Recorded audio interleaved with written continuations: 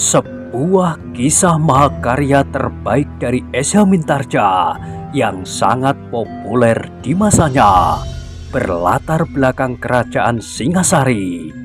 Dengan bangga kami persembahkan kepada sahabat Permata TV tercinta semuanya dengan judul Kisah Pelangi di Langit Singasari.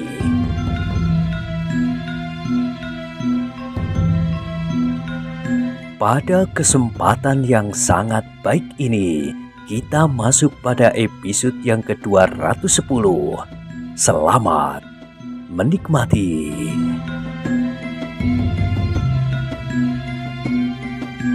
Pada episode sebelumnya telah diceritakan. Pada itu, yang terdengar adalah suara tertawa di luar pintu. Hanya perlahan-lahan saja, tetapi sangat menyakitkan hati. Kepu Sindet dan kuda sempana serentak berpaling. Suara tertawa itu benar-benar telah menyinggung perasaan mereka, apalagi Kepu Sindet yang berhati batu itu. Lamat-lamat mereka melihat sebuah bayangan berdiri di luar pintu. Seorang anak muda yang bertolak pinggang. Inikah orang yang bernama Kepu Sindet dan kuda sempana? Desisnya. Mata Kepu Sindet yang tajam itu segera melihat orang yang tertawa itu, melihat segala lekuk di dalam tubuhnya, dan lebih dari itu ia dapat melihat bahwa anak muda itu adalah anak muda yang kasar dan bengis. "Siapa kau?" bertanya Kepu Sindet dengan nada datar. Anak muda salah seorang dari pemimpin-pemimpin anak muda yang liar itu melangkah maju. Kini ia berdiri tepat di muka pintu sehingga bentuk wajahnya menjadi semakin jelas. "Ternyata kalian bukan prajurit-prajurit Tumapel," desis Kepu Sindet. "Yah, kami memang bukan prajurit-prajurit Tumapel. Kami adalah anak-anak muda yang mengagumi nama Kepu Sindet. Kali ini kami ingin melihat orangnya dari dekat bersama kuda sempana." "Marilah," jawab Kepu Sindet. "Kalau kau ingin melihat Kepu Sindet dari dekat, mendekatlah. Jangan takut. Aku tidak akan segera menggigit."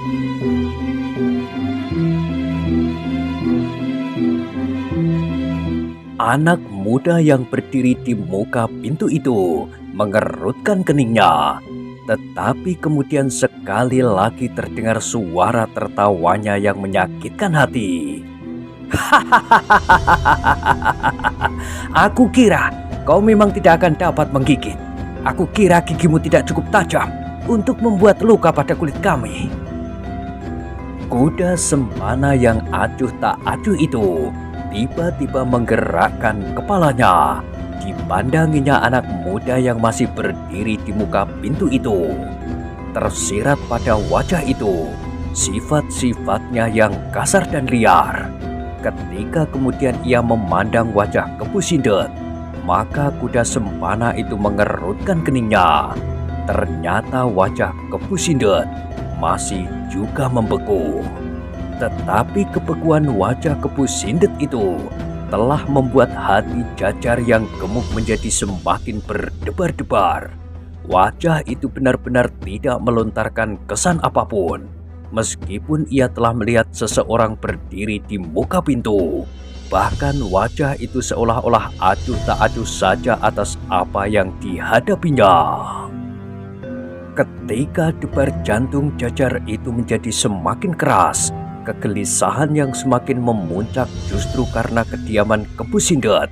Maka untuk melepaskan diri dari ketegangan di dalam dirinya itu, maka Jajar yang gemuk itu pun berteriak, "Hei, Kepu Sindet, nasibmu ternyata tidak sebaik yang kau sangka. Kau mengira bahwa kau dapat berbuat sekehendak hatimu atasku. Kau salah. Aku ternyata mempunyai rencana sendiri. Aku telah menentukan bahwa tebusan itu harus jatuh di tanganku. Kalau kau menolak berbicara tentang hal itu selain jawab ya atau tidak, maka kau pasti akan menyesal. Sebab aku telah mengambil alih semua persoalan. Besok seseorang akan menamakan dirinya Kepu Sindet dan menerima tebusan itu sepenuhnya. Seorang yang lain di dalam gelap malam akan menjadi Mahesa Agni. Perjanjian dengan permaisuri telah siap. Tebusan itu diberikan dan Kepu Sindet akan membawa Mahesa Agni untuk diserahkan. Tetapi orang-orang Tumapel itu tidak akan sempat menyadari apa yang terjadi. Sebab mereka akan binasa seperti kau berdua malam ini. Kau dan kuda Sempana terpaksa aku bunuh bersama-sama supaya akulah kelak yang akan menerima tebusan itu.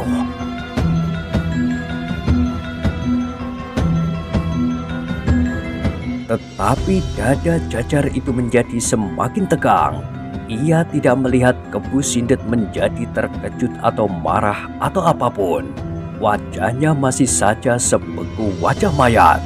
Tetapi matanya menjadi seolah-olah berbahaya. Itulah satu-satunya perubahan yang menyatakan perasaannya. Tetapi kesan yang didapatnya terlampau sulit. Tanpa disangka-sangka, maka Kepu Sindet itu pun berkata perlahan-lahan, "Tetapi bagaimana dengan nasib Mahesa Agni sendiri? Ia akan binasa di tempat persembunyiannya.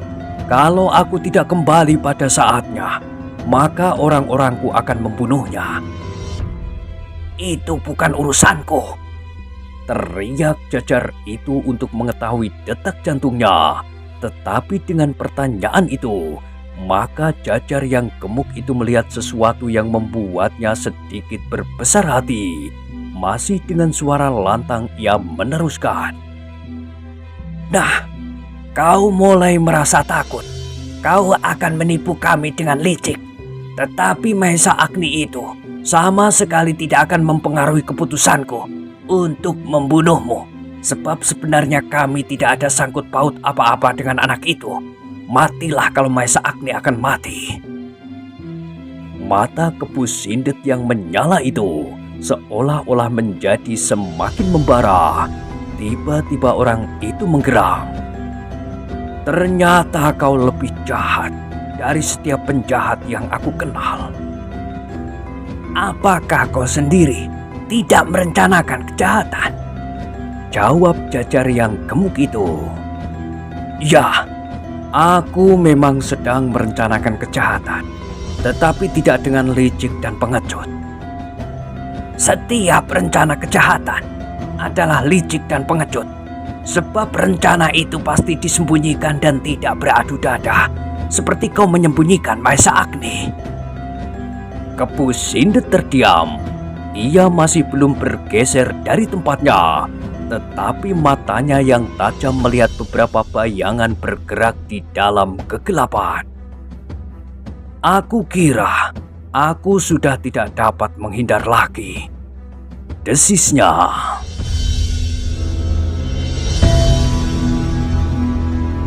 Jajar itu tertawa. Hampir berbareng anak muda yang berdiri di depan pintu itu pun tertawa pula. "Memang," desis anak muda itu, "kau sudah tidak akan dapat menghindar lagi."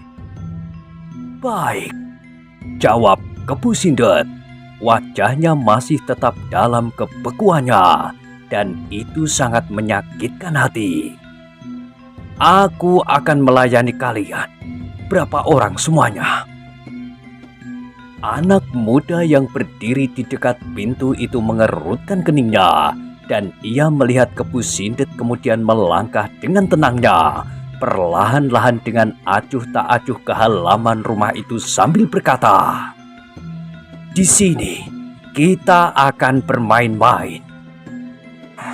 Perbuatan Kepu Sindet itu ternyata telah mencekam perasaan mereka.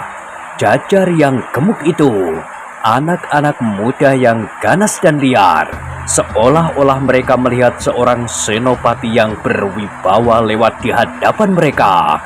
Karena itu, maka sejenak mereka berdiri saja mematung sambil memandangi langkah satu-satu dari Kepu Sindet, diikuti oleh kuda Sempana yang tidak kalah tenangnya.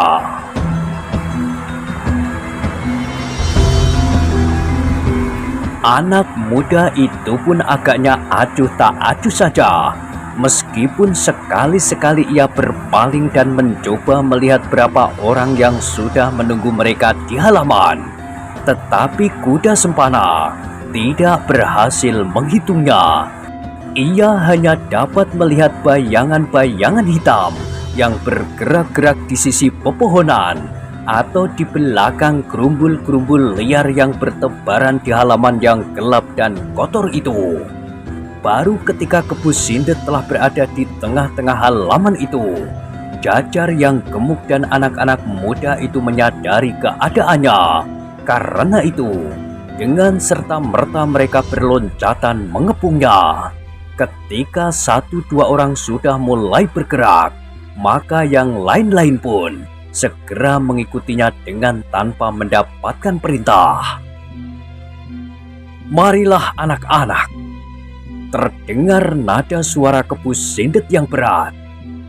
Aku memang sudah menyangka bahwa juru taman itu akan berkhianat. Nah, sekarang kalian telah mengambil sikap. Bukan salahkulah apabila aku memutuskan segenap hubungan yang telah kita buat dan membatalkan semua pembicaraan. Jajar yang gemuk itu masih dicekam oleh perasaan aneh di dalam dirinya.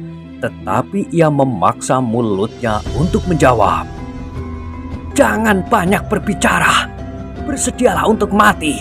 Kau sudah terlampau banyak membuat dosa.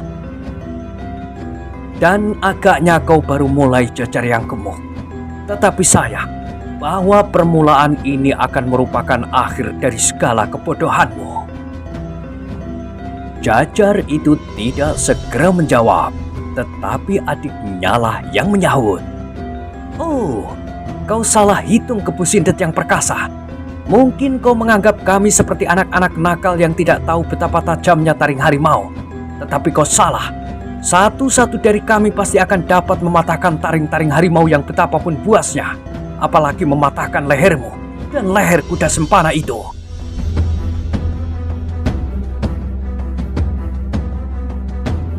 Kepu Sindet tidak menyahut. Dipandanginya bayangan yang bergerak-gerak di sekitarnya. Ia sempat menghitungnya meskipun tidak tepat benar. 8-10 orang. Desisnya 9 orang. Salah seorang dari anak-anak muda itu berkata lantang. Hahaha, apakah kau menggigil mendengar jumlah itu? Acuh tak acuh Kepu Sindet itu berkata, latihan yang menarik. Kemudian ia berpaling kepada kuda sempana. Dipandanginya anak muda yang berdiri mematung itu. Kepu Sindet tidak ingin kuda sempana itu mendapat cedera. Mungkin ia masih memerlukannya untuk beberapa lama. Karena itu maka katanya, kuda sempana, berhati-hatilah. Marilah kita bermain bersama, berpasangan. Kuda sempana menganggukkan kepalanya. Ia sendiri tidak mempunyai nafsu apapun dalam menghadapi anak-anak liar itu. Tetapi naluri untuk mempertahankan hidupnya masih mengalir di dalam tubuhnya. Sehingga karena itulah maka ia pun segera menempatkan dirinya di belakang Kepu Sindet. Bagus, desis Kepu Sindet. Cobalah pertahankan dirimu. Aku yakin bahwa dengan ilmu yang kau miliki, ditambah dengan beberapa unsur dari kemundungan, kau akan mampu melayani anak-anak yang bodoh itu.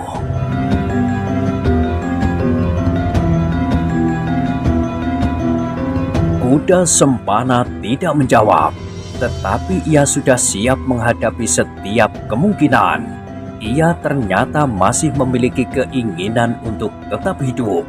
Meskipun ia sendiri tidak tahu untuk apa sebenarnya ia mempertahankan hidupnya. Jajar yang gemuk itu, adiknya dan anak-anak muda yang liar itu kini sudah mengepungnya rapat-rapat. 9 orang. Salah seorang dari mereka berkata di sela-sela nada suara tertawanya yang menyakitkan hati. Hei, Apakah kau benar-benar akan melawan? Sebaiknya kalian berdua menyerah saja. Kami akan berbaik hati membunuh kalian dengan cara yang kalian kehendaki. Tetapi apabila kalian melawan, maka kami akan dapat berbuat apa saja atas kalian. Kepu Sindet yang berwajah beku itu menjawab dengan suara yang seolah-olah bergulung di dalam perutnya. Aku pernah membunuh orang dengan cara yang menyenangkan sekali. Apakah kalian ingin mencoba atasku? Aku adalah pembunuh yang telah mempergunakan segala macam cara untuk membunuh korbanku. Aku kira aku mempunyai pengalaman yang jauh lebih banyak daripada kalian. Nah, barangkali kalian ingin mendapat 1-2 contoh dari antara kalian. Setan alas! Jajar yang gemuk itu menggeram. Sudah tidak mampu lagi berbuat apa-apa, masih juga kau dapat menyombongkan diri, Kepu Sindet. Apakah kau sedang mencoba mengatasi ketakutan yang mencekam dadamu dengan segala macam bualan yang tidak berarti itu? Mungkin. Suara Kepu Sindet menjadi semakin berat. Mungkin kau benar, tetapi cobalah bertanya kepada dirimu sendiri. Apakah kau tidak juga sedang mencoba mengatasi ketakutan dan keraguan-raguanmu? Tidak, kami yakin bahwa kau akan terbunuh malam ini. Jangan tergesa-gesa. Salah seorang pemimpin anak-anak muda itu berkata, aku senang sekali melihat orang yang bernama Kepu Sindet ini dilanda oleh perasaan takut. Lihat, wajahnya yang sebeku mayat itu menjadi semakin pucat. Silakan. Jawaban Kepu Sindet itu benar-benar tidak terduga-duga. Silakanlah kalau itu dapat menyenangkan hati kalian. Kesenangan yang terakhir sebelum kalian mati bersama-sama. Tetapi cepat sedikit. Aku sudah tidak sabar. Aku mempunyai banyak persoalan. Tidak sekedar melayani kalian, kelinci-kelinci yang bodoh. Aku akan melayani lawan-lawan yang jauh lebih berharga. Mungkin Empu Soto, mungkin Empu Gandrik, atau Panji Bojong Santi. Bukan kelinci-kelinci kecil seperti ini. Nama-nama itu pun tidak menggetarkan dadaku. Jawab adik Jajar yang gemuk itu. Tetapi baiklah, kita akan lebih cepat. Lalu katanya, marilah kawan-kawan, kita bergembira malam ini. Ke-9 orang yang sudah bersiap untuk melawan Kepu Sindet dan kuda sempana itu segera mendesak maju. Sejenak kemudian mereka telah berdiri hanya beberapa langkah dari kedua orang yang berdiri di tengah-tengah kepungan, Kepu Sindet dan kuda sempana.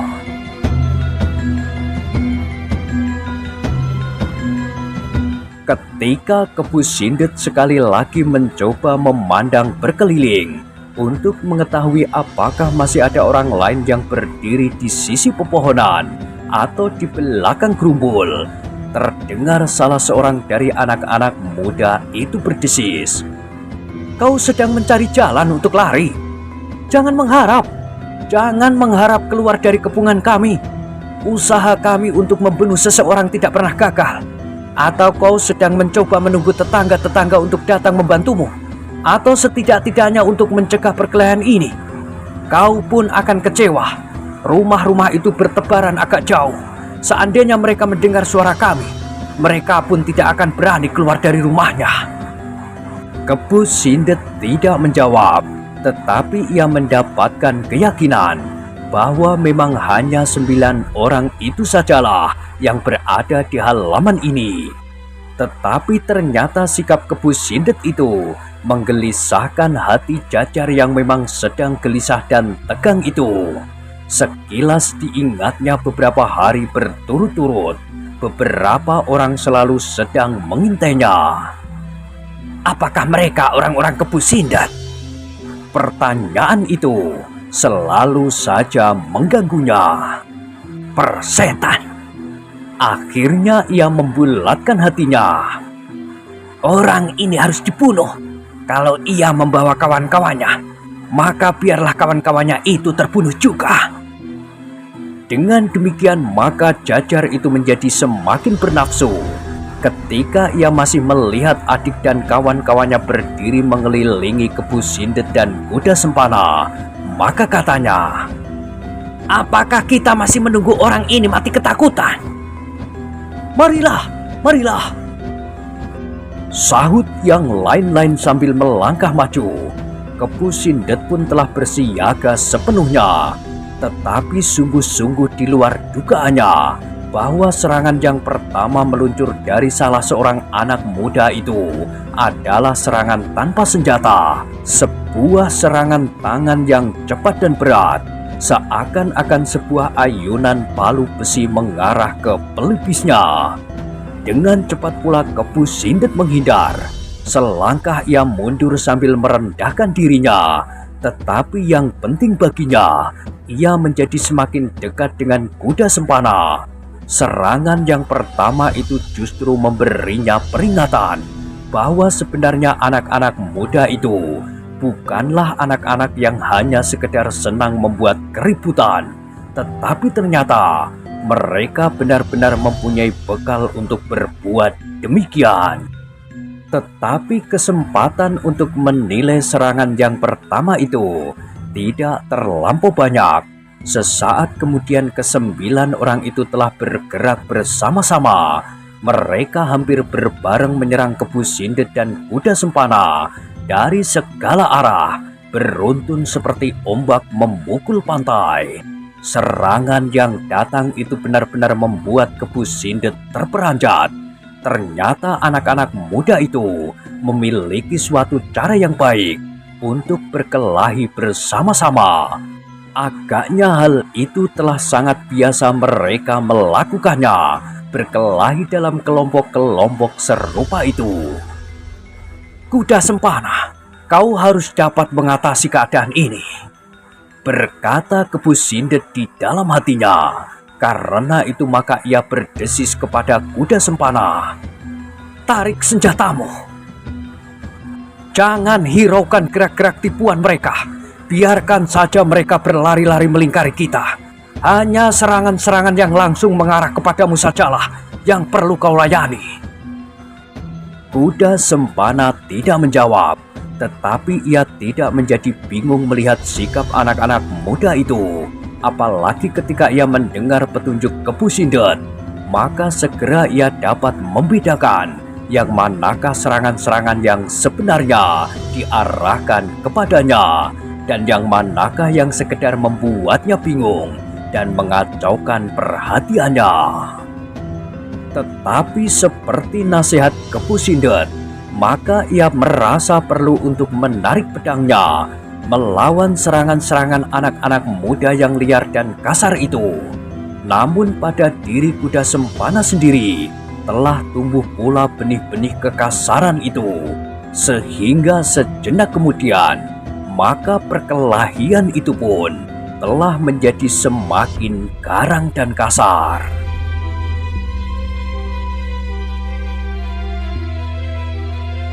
Untuk sesaat Kebu Sindet masih melayani lawan-lawannya dengan tangannya pula. Seperti anak-anak itu, ia masih mencoba melihat kekuatan yang tersimpan pada lawan-lawannya, pada anak-anak muda itu. Tetapi ternyata serangan-serangan anak-anak muda itu telah membuatnya semakin lama semakin marah. Matanya yang terpancang di wajahnya yang membeku itu menjadi semakin membara. Bayangan yang bergerak-gerak melingkar-lingkar di sekitarnya itu telah memancing nafsunya untuk melepaskan kemarahannya.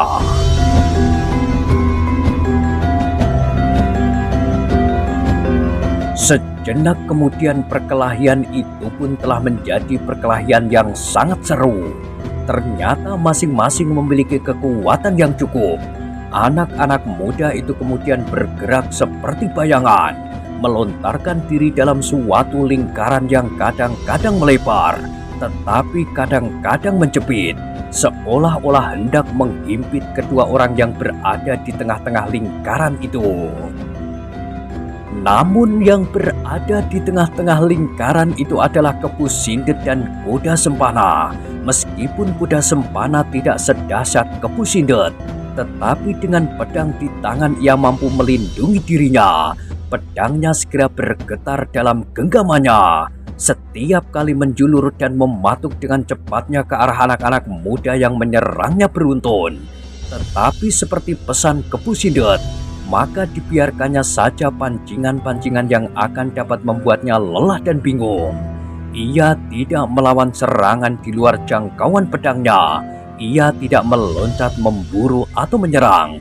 Ia seakan-akan hanya bertahan di tempatnya, seolah-olah kakinya yang sepasang itu menghunjam jauh ke dalam tanah. Di dalam kelamnya malam yang semakin dalam, maka perkelahian itu pun menjadi semakin seru.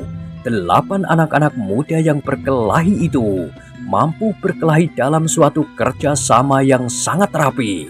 Hanya Jajar yang gemuk itulah yang mempunyai cara tersendiri. Tetapi segera ia pun berusaha menyesuaikan dirinya dengan ke-8 kawan-kawannya. Halaman rumah Jajar yang kotor itu menjadi semakin lama semakin menjadi ribut. Anak-anak muda itu masih saja berkelahi sambil berputaran. Namun setelah beberapa lama perkelahian itu berlangsung, maka anak-anak muda itu merasakan sesuatu yang lain pada lawannya. Dengan orang-orang yang pernah menjadi korban mereka, kali ini yang dilawannya benar-benar mampu mempertahankan dirinya, sehingga tidak semudah yang mereka sangka untuk membunuh Kepu Sindet berdua dengan kuda sempana. Bahkan setiap kali terasa, orang yang berwajah beku itu memiliki kemampuan yang tidak dapat segera mereka jajaki. Semakin lama mereka bertempur, maka anak-anak muda itu semakin dicekam oleh perasaan yang aneh atas lawannya. Semakin dahsyat mereka melakukan serangan dan tekanan, maka mereka menjadi semakin jelas melihat keperkasaan lawannya.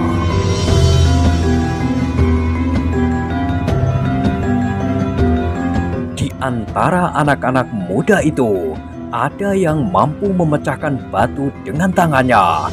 Ada yang mampu membuat lawannya lumpuh oleh sentuhan-sentuhan pada bagian-bagian tubuh tertentu. Ada yang jarinya melampaui ketajaman ujung pisau dan mampu menghunjam di dada lawan sampai ke pusat jantung.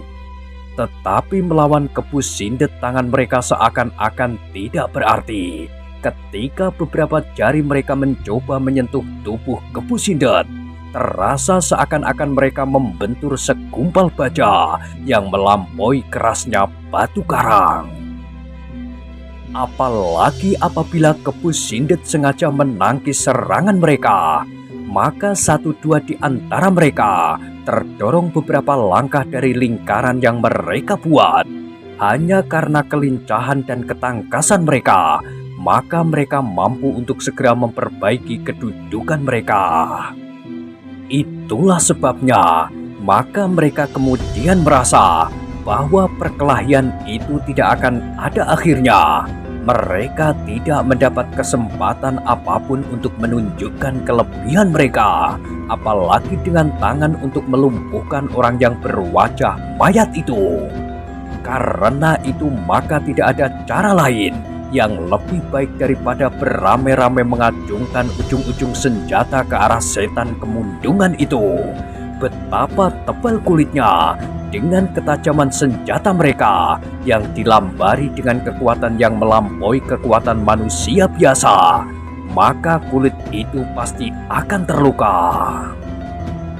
Sejenak kemudian maka bergemerlapanlah ujung-ujung senjata anak-anak muda itu. Pada umumnya mereka menggenggam sehelai pisau belati panjang. Hanya Jajar yang gemuk itu sajalah yang kemudian menggenggam kerisnya yang kecil. Tetapi keris yang diandalkannya sebagai sebilah keris yang mengandung kekuatan melampaui segala macam senjata. Melihat ujung-ujung senjata itu, Kepu Sindet mengerutkan keningnya. Kulitnya memang tidak kebal dan tidak pula tahan tajamnya pedang.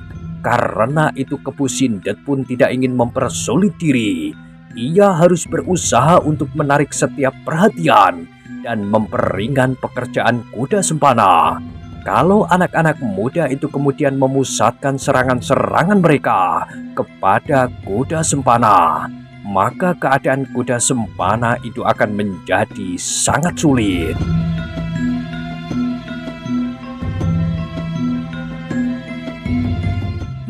Nah, bagaimanakah kisah selanjutnya? Silahkan ikuti terus kisah Pelangi di Langit Singasari pada episode berikutnya. Sampai jumpa.